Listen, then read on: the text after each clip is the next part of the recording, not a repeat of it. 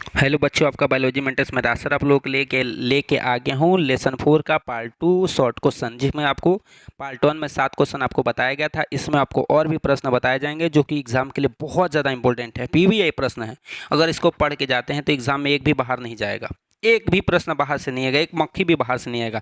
मैं एक बात और बता दूं कि पहले वाले पार्ट को जो बच्चे नहीं देखे हैं उसको पहले वाले पार्ट को देखिए सबसे पहले, उसके बाद दूसरे पार्ट पे आएंगे तो आपको और भी अच्छा से समझ में आएगा। और दूसरी बात बता दूं, सारे प्रश्न पढ़ के जाएंगे तभी एग्जाम में सारा का सारा लड़ेगा।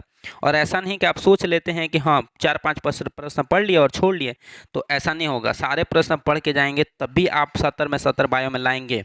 अगर 70 में 70 लाना है तो सारे पढ़ के जाओ। मेरे चैनल पर जितने भी है डले जा रहे हैं, डेली के डेली वीडियो डले जा रहे हैं, उस सबको पढ़ के जाओ, आप अच्छा ही अच्छा करोगे। आते हैं हम लोग बिना टाइम व्यर्थ किए हुए क्वेश्चन नंबर 8 पे, जिसमें दिया है कि डिम्ब वाहिनी नलिका उच्छेदन क्या है, या फैलोपियन नलिका उच्छेदन क्या है, या ट्यूबेक्टोमी क्या है।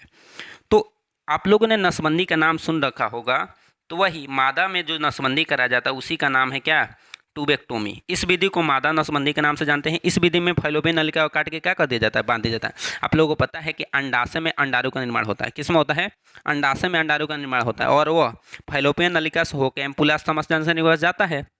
अरे एम्पुला स्तमस के पास आता है कौन, शुक्राणु, और अंडाणु से टकराता है तो युग्मनज का निर्माण होता है। अब बताओ कि हम फैलोपियन नलिका को काट दे, जिस रास्ते से अंडाणु जा रहा था उसी रास्ता को काट के बांध दिया जाए, तो क्या वो जाएगा, नहीं जा पाएगा ना।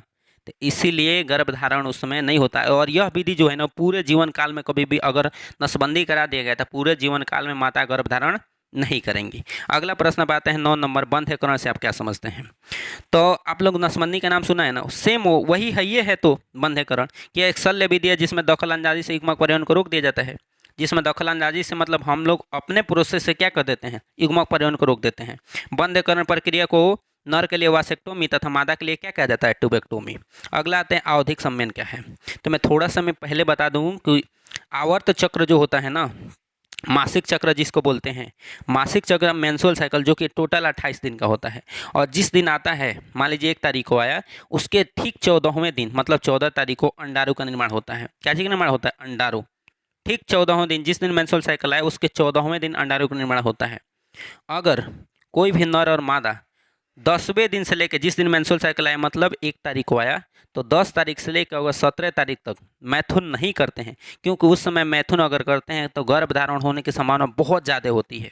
तो इसलिए 10वां दिन से लेकर 17वां दिन तक अगर हम लोग क्या मैथुन नहीं करते हैं, उस स्थिति में गर्भधारण नहीं होगा। और उसके बाद करते हैं मतलब उसके बाद करिए, 10 तारीख से लेकर 17 दिन के बीच बचा दीजिए, उसके बाद जब करेंगे तो गर्भधारण होने की संभावना बहुत 0% हो जाती है। लेकिन 10वें से 17वें दिन के बीच बहुत ज़्यादा रहता है, इसी को आवधिक संवेदन कहते हैं। पढ़ लीजिए, इस समय में मादा तथा नर के माहवारी के 10वें से 17वें दिन के बीच मैथुन करने से बचते हैं, उसे आवधिक संवेदन कहते हैं। अगला है स्तनपान अनवर्त क्या है। मैं थोड़ा सा मैं बता दूं, प्रसव दे रखा है, प्रसव का मतलब होता है डिलीवरी। कोई भी माता का डिलीवरी होता है तो 4 से 6 महीने तक स्तनपान कराती है, अपने बच्चे को दूध पिलाती हैं। उस स्थिति में अंडाणु का निर्माण नहीं होता है। और जब अंडाणु का निर्माण नहीं होगा तो शुक्राणु किससे टकराएगा, तो गर्भधारण होगा नहीं होगा ना, ये गॉड गिफ्टेड है 4 से 6 महीना। इस स्थिति में मैथुन करते हैं तो गर्भधारण नहीं होगा। तो वही दे रखा है, प्रसव के बाद माता अपने बच्चे को 4 से 6 महीने तक स्तनपान कराती हैं। उस 4 से 6 महीने में अंडा का निर्माण नहीं होता है, उस समय गर्भधारण की संभावना 0% होती है, उसे स्तनपान अनवर्त कहते हैं। अगला आते हैं बाह्यस्खलन या आंतरिक मैथुन क्या है। तो देखिए छोटू, ये क्या है देख लेते हैं। यह वह विधि है जिसमें पुरुष साथी संयोग के दौरान वीर्य स्खलन से पहले स्त्री के योनि से अपना लिंग बाहर निकाल देते, उसे आंतरिक मैथुन कहते हैं। यह देखो मैं बता दूं, कोई अगर नर और मादा मैथुन कर रहे हैं और मैथुन कर रहे हैं, अगर नर से जब वीर्य निकलने को आएगा ना तो योनि से अपना लिंग बाहर निकाल देगा, मतलब योनि में स्पर्म नहीं गिराएगा। जब स्पर्म नहीं गिरेगा तो नहीं जाएगा, अंडाणु से नहीं टकराएगा, तो गर्भधारण नहीं होगा। तो ऐसे भी रोका जा सकता है, ये भी प्राकृतिक विधि है। अगले क्वेश्चन पे आ जाते हैं, जिसमें दे रखा है सकबरता का चिकित्सीय समापन क्या है, जिसको बोलते हैं MTP, medical termination of pregnancy. ये क्या होता है आप लोग को पता है, गर्भ अवस्था का जो अवधि होता है ना 9.5 महीने होता है। अगर 9.5 महीना ना होकर 3 महीने पे, 2 महीने पे, 4 महीने पे जो शिशु पल रहा है उसको नष्ट कर दिया जाए, वही क्या कहलाता है, MTP। पढ़ लेते हैं, गर्भ अवस्था पूर्ण होने से पहले जानबूझकर या स्वेच्छापूर्वक गर्भ के समापन को प्रेरित करना या पूर्ण रूप से समाप्त करना क्या कहलाता है, MTP कहलाता है। और मैं बता दूं, पूरी दुनिया में हर साल जो है ना 4.5 से 5 करोड़ माता का MTP कराया जाता है। और मैं और भी एक प्रश्न जान लेता हूं कि आखिर एमटीपी कराया क्यों जाता है। तो ध्यान से सुनेंगे, 4-5 कारण मैं बताऊंगा जो कि बड़ा इंपॉर्टेंट है कि एमटीपी आखिर क्यों करा जाता है। तो पहला कारण एमटीपी कराने का, अगर कोई माता या लड़की लापरवाही से, कहने का मतलब रोधक का उपयोग नहीं किए और लापरवाही के कारण अगर गर्भधारण कोई लड़की या महिला हो जाती हैं तो उस स्थिति में एमटीपी कराया जाता है ताकि समाज में उनकी बदनामी न हो। उसके लिए क्या कराया जाता है, एमटीपी। ये लापरवाही से अगर रोधक का उपयोग नहीं किया तो लापरवाही से हो सकता है। या दूसरा हो सकता है कि बलात्कार, आप लोगों ने बलात्कार का नाम सुना होगा, किसी लड़की का बलात्कार हो गया, उस स्थिति में अगर वो लड़की गर्भधारण हो जाती है तो समाज से बचने के लिए क्या कराया जाता है, एमटीपी कराया जाता है। तीसरा कारण ये हो सकता है कि मान लो कि कोई गर्भाशय में शिशु पल रहा है, उसको किसी प्रकार की कोई बीमारी है, अगर उसको बाहर लाते हैं, कहाँ लाते हैं, बाहर। बाहर कहने का मतलब ये है कि जन्म लेगा जब, तो उसको और सारा प्रॉब्लम हो सकता है। उस स्थिति में गर्भ में ही समाप्त कर दिया जाता है ताकि शिशु को कोई और भी दुख न हो। चौथा कारण ये हो सकता है कि अगर शिशु जन्म लेगा तो माँ को खतरा है, अगर माँ बचाना है माँ को तो शिशु को खत्म करना पड़ेगा, उस स्थिति में भी एमटीपी कराया जाता है। और सुनिए, ये 4 कारण आप लोग को ये याद रखना है कि एमटीपी कराए क्यों जाता है, ये प्रश्न आ जाए तो। अब आता है कि एमटीपी कब कराना चाहिए। तो जो एमटीपी है ना, वो 12 सप्ताह के पहले, 12 सप्ताह के पहले या 3 महीना के पहले कराया जाना सुरक्षापूर्वक सुरक्षित माना जाता है।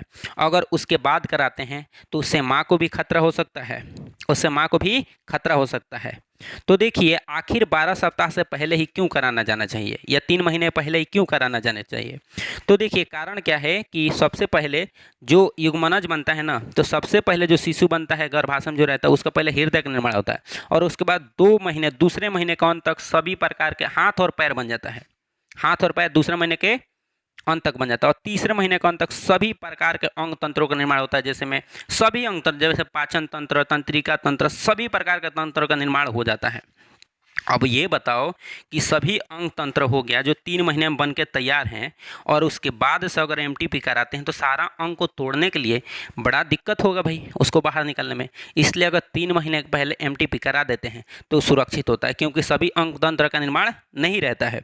अगर सभी अंग तंत्र का निर्माण हो गया उसके बाद कराते हैं तो उससे माँ को भी खतरा हो सकता है। और भी मैं शिशु के बारे में बता दूँ कि सबसे पहले हृदय का निर्माण होता है, दूसरे महीने में क्या हो जाता है, हाथ और पैर, अंगुलियाँ बन जाता है और तीसरे महीने के अंत तक सभी प्रकार का अंग तंत्र का निर्माण हो जाता है और 5वें महीने में सिर पर बाल आ जाते हैं और 6वें महीने में क्या आ जाता है, पूरे शरीर पर बाल आ जाते हैं, बरौनी बन जाता है, आँख का जो पपनी हो जाए, पपनी जो होता है बरौनी, वो बन जाता है, आँख के पलके अलग अलग हो जाती है, ये सभी हो जाता है। तो एमटीपी भूलना नहीं, मैंने जितना बताया। इसके बाद हम लोग इस वीडियो को अच्छी तरह से देखेंगे, नोट डाउन कर लेंगे और रिवीजन करते रहेंगे। अगर वीडियो अच्छा लगा हो तो लाइक करेंगे, कमेंट करेंगे, वीडियो को शेयर करेंगे, चैनल को सब्सक्राइब करेंगे और बेल आइकन की घंटी दबाना नहीं भूलेंगे। इसी के साथ ऐसे ही हमारे साथ जुड़े रहिए, आपका बेहतर होगा, हमेशा अच्छा होगा। इसके बाद हम लोग मिलते हैं अगले लेक्चर में, तब तक के लिए जय हिंद, थैंक यू।